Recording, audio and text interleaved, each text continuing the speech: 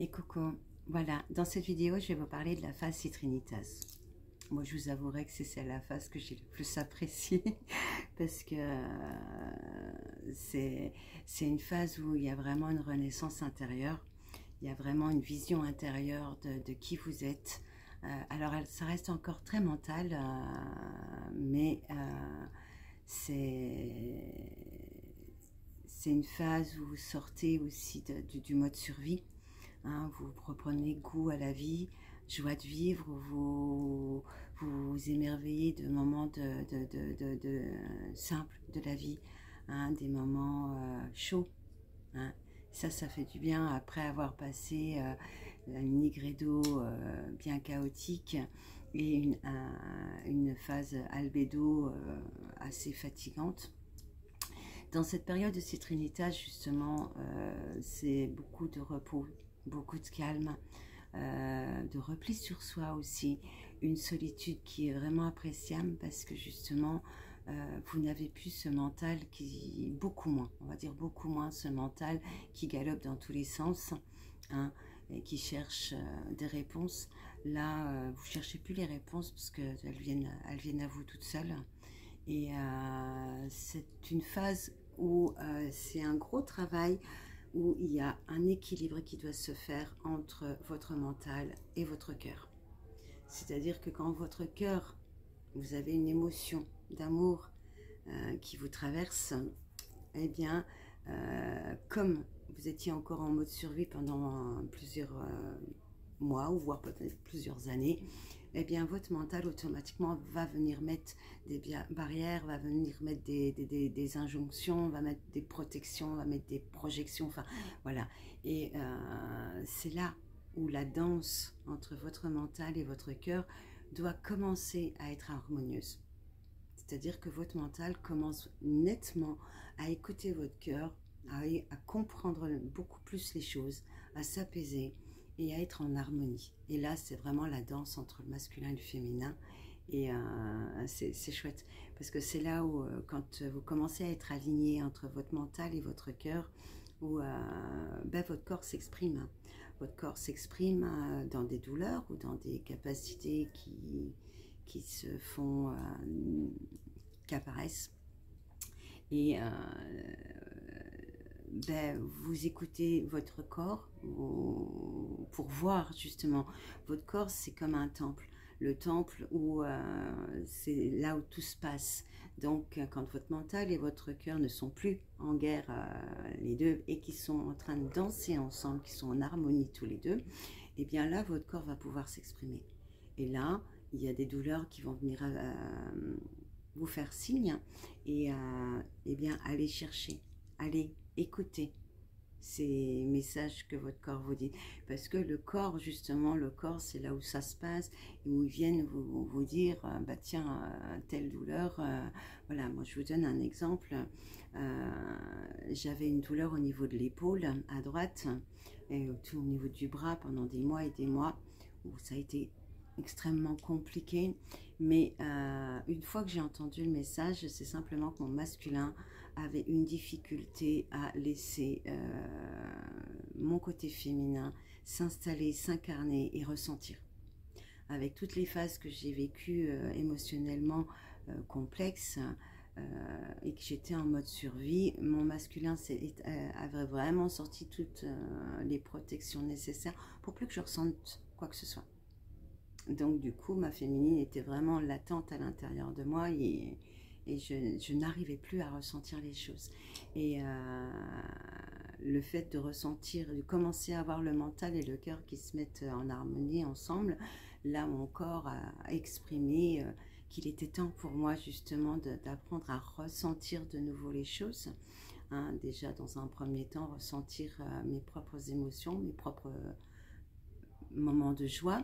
Et c'est là où j'ai énormément été surprise, c'est qu'avant j'avais des moments de joie intense et des moments de tristesse extrême. Et bien là, on va dire que les moments de joie, il n'y a plus d'intensité, c'est en continu.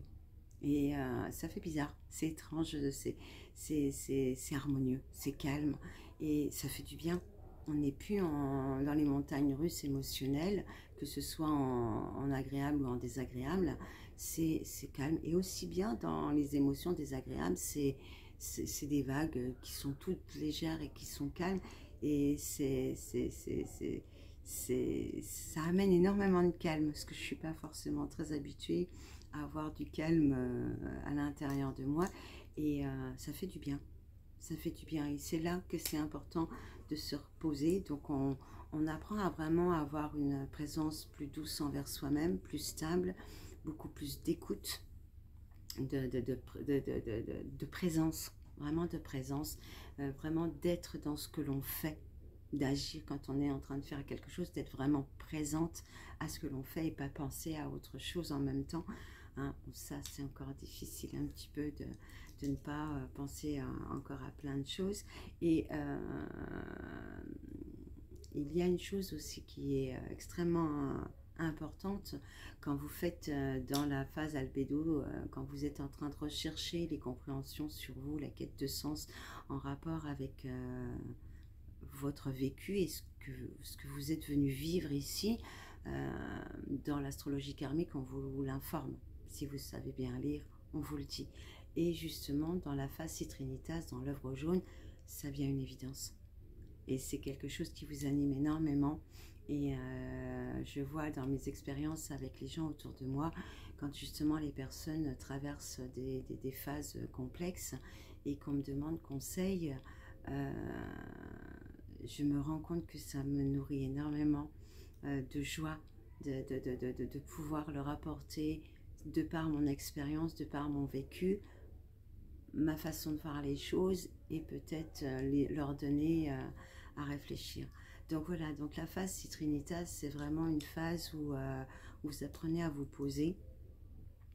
Vous avez vraiment une joie qui est paisible, tranquille, une forme de compassion aussi. C'est vraiment une maturation. La phase Citrinitas, c'est une intégration de vos leçons et une maturation de la conscience. Vous avez vraiment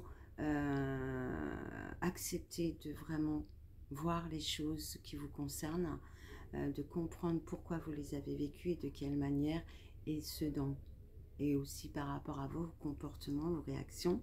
Et dans Albédo, vous avez clarifié les choses, et dans Citrinitas, vous l'intégrez réellement à l'intérieur de vous.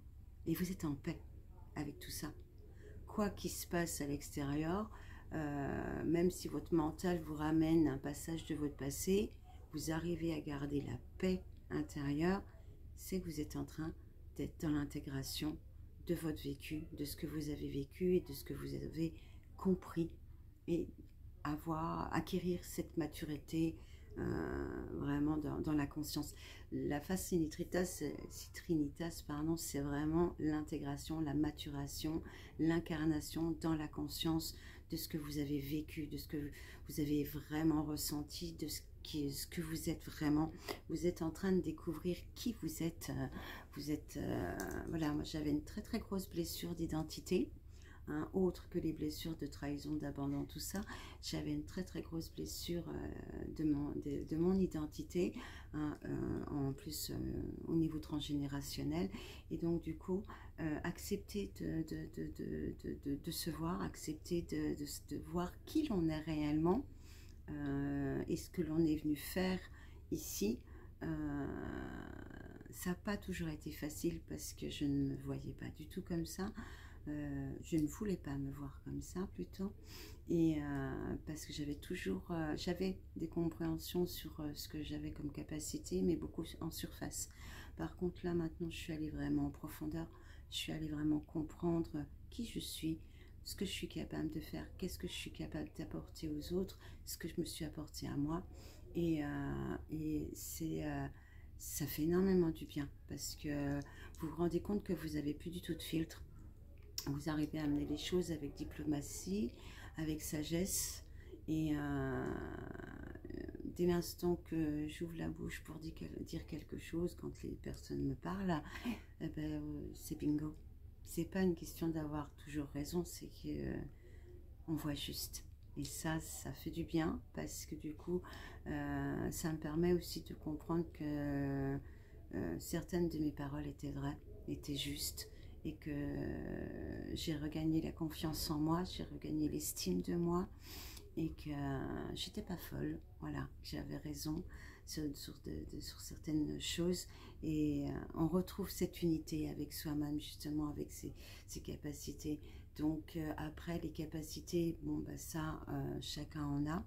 Hein, il y en a qui ont plus de médiumnité, il y en a qui ont de la télépathie, peu importe les capacités que vous avez. Il y en a, c'est dans l'art, dans la musique, dans le dessin.